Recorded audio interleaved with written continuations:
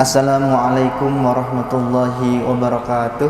Waalaikumsalam warahmatullahi wabarakatuh. Alhamdulillahi rabbil alamin. Wa bihi nasta'in ala umuri dunya waddin. Wassalatu wassalamu ala asrafil anbiya'i wal mursalin, amma ba'd. Qala Allah ta'ala fil Qur'anil Karim, a'udzu billahi minasyaitonir rajim. Bismillahirrahmanirrahim. Nakum bisay'in minal khawfi wal ju' wa naqsim wal anfusi was samarat wa basyyiris sabirin. Faqala aidan rabbi shrah li sadri wa yassir li amri wahlul 'uqdatam min lisani yafqahu qawli. Shadaqallahul a'la.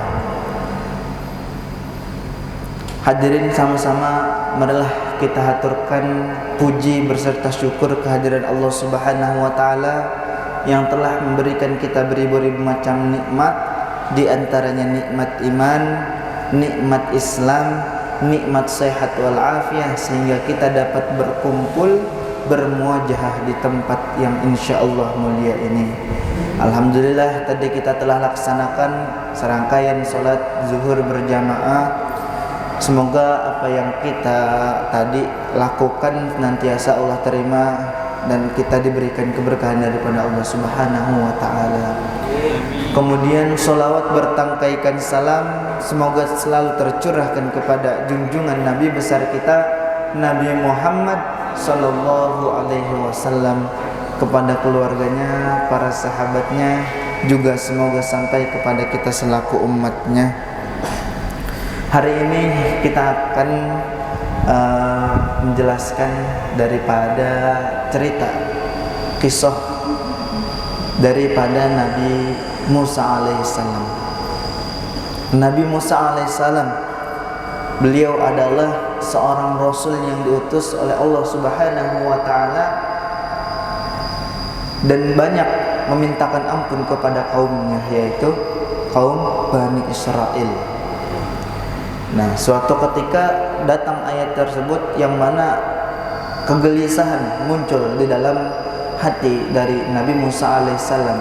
Karena apa? Beliau hidup di masa rezim zolim, kalau kata zaman sekarang ini, penguasa yang zolim, penguasa yang durjana, biadab pokoknya. Kenapa? Karena sampai-sampai Fir'aun itu mengaku ana rabbukumul a'la, bahwasanya akulah Tuhan yang paling tinggi, kedudukan di atas tertinggi, gitu katanya. Kenapa? Karena ada sedikit kelebihan yang dia miliki. Ternyata Fir'aun itu Allah kasih beliau ini kagak pernah sakit sedikit pun, dan dia ini memiliki kekuasaan, dan dengan modal itu yang sedikit itu dia mengaku bahwa dia adalah Tuhan. Ana rabbukumul a'la. Dan siapa yang menantang dia, menantang Fir'aun, maka akan dieksekusi mati. Nah, ini Nabi Musa ini yang dijuluki Kalimullah, orang yang bisa bicara langsung dengan Allah Subhanahu wa taala, mengadu dengan kegelisahan. Ya Allah, nanti kalau misalkan saya langsung berhadapan dengan Fir'aun, siapa yang bakal jaga istri saya, yang ngasih makan anak-anak saya? Lantas Allah katakan, walanabluwannakum bisyai'in minal khawfi wal ju' wa naqsim wal anfusi was samarat wa basyyiris sabirin. Maka kata Allah apa? Allah pasti akan menguji daripada hambanya, baik itu seorang rasul, seorang muslim, seorang mukmin, seorang hamba daripada Allah Subhanahu wa taala. Allah pasti menguji dari apa? Minal khauf, dari sedikit rasa ketakutan. Minal khaufi wal ju' wan naqsim wal anfusi was samarat, kurangan harta, buah-buahan. Maka kata Allah, sampaikanlah kabar gembira kepada orang-orang yang sabar. Nah, ini Musa mengadu perihal apa yang menjadi keraguan-raguannya dalam kehidupannya. Lantas Allah senantiasa berfirman bahwasanya Musa, kamu ini adalah seorang rasul, dan Musa, kamu ini bukan seorang laki-laki biasa. Kekuatanmu Musa sama setara dengan 40 kekuatan orang dewasa. Itu Nabi Musa kekuatannya. Makanya dari suatu riwayat ketika suatu hari Nabi Musa didatangi Israil, itu Israilnya ditonjok apa penyok mukanya. Saking kuatnya tuh Nabi Musa.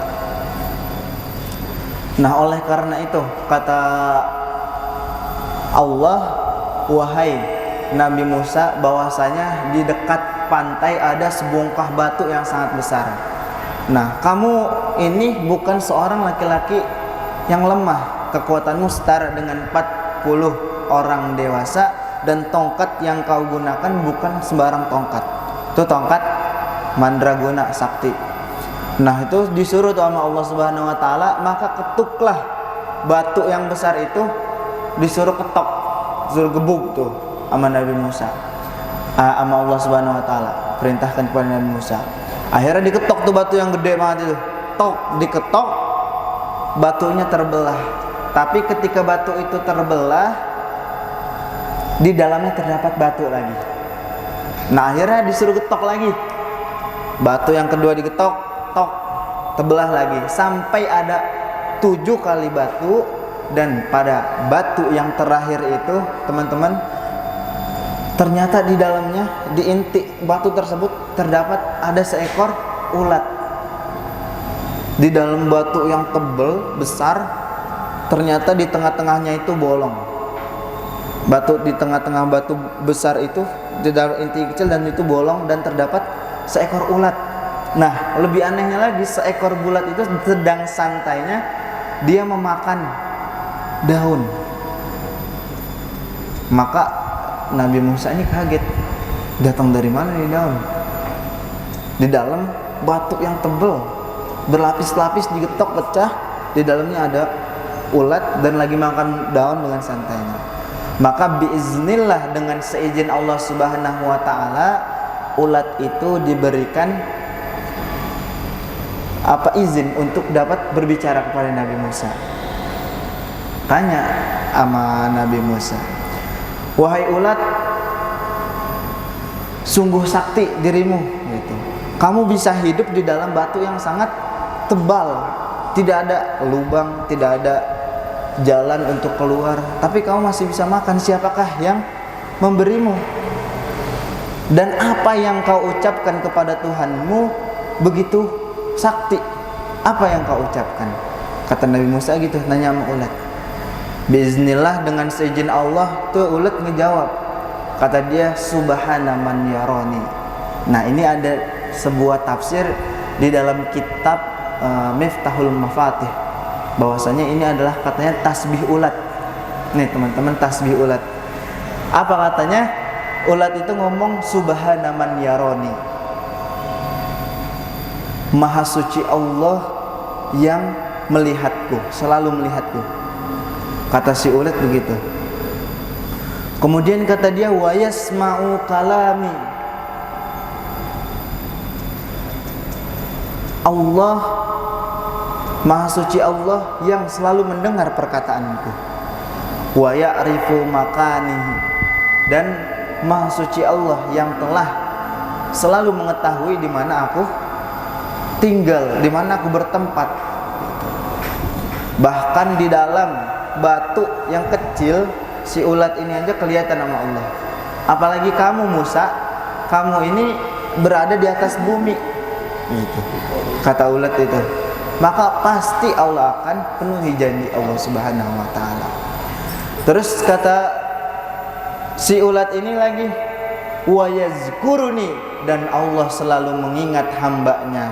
Tapi kadang-kadang hambanya yang lupa sama Allah. Benar apa benar? Hamba datang ketika dalam keadaan susah, datang lagi ada pas butuhnya doang. Tapi Allah Subhanahu wa taala sebagai Rabbul Aziz, beliau selalu mengingat.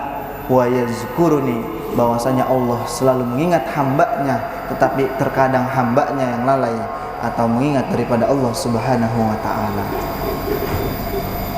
Wa yansani, dan Allah tidak akan pernah melupakanku. Kata Allah, kata si ulat begitu. Bahwasanya memang Allah Subhanahu wa taala tidak akan pernah melupakan kita, tapi kadang-kadang kita yang lupa sama Allah Subhanahu wa taala. Begitu kira-kira. Akhirnya berkat inilah bisa diambil suatu ibrah bahwasanya memang suatu apa dari kegelisahan kita, baik itu rezeki, kekurangan harta, rasa ketakutan, sebenarnya Allah Subhanahu wa taala ini tahu. Dan mengapa Nabi Musa itu mengetuk sampai 7 kali ketukan pecahan batu? Bagaimana bisa? Karena Allah Subhanahu wa taala ingin mengajarkan suatu proses yang mana suatu kalau misalkan ada hasilnya itu, pengen ada hasilnya itu pasti ada proses yang bertahap gitu. Ingat teman-teman, ada seorang, kalau kita merasa mungkin kita ada dalam keadaan yang kita udah nyoba, namun kita merasa apa yang kita usahakan itu sia-sia, apa yang kita lagi usahakan itu nggak ada nilainya. Belajar daripada seorang pemahat batu yang dia pahat besar, kemudian pembelah batu itu mengetuk 1 ketukan, 2 ketukan, 3 ketukan, batunya itu sama sekali nggak terbelah. Tapi beliau paham proses tersebut, dan akhirnya pas pukulan ke 100 batunya terbelah. Nah pasti kita menganggap bahwa pukulan ke 100 itu adalah pukulan yang sangat berkontribusi besar terhadap terbelahnya batu itu. Tapi pada dasarnya 99 pukulan sebelumnya itulah yang paling berpengaruh terhadap terpecahnya batu tersebut. Tuh.